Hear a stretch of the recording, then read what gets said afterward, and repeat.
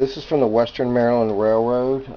I believe it's a steam gauge for a locomotive. It's got a brass fitting.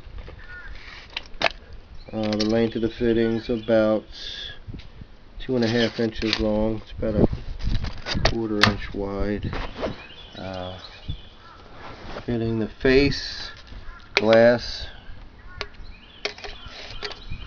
about 8 inches across. The back of it, it's about 2.5 inches thick. It's got some weight to it. It's got a cast iron back. The back's 10 inches in diameter.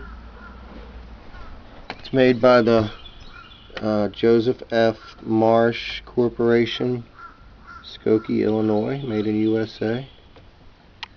Very cool gauge. Looks good. Bid on it to win. Thanks for looking.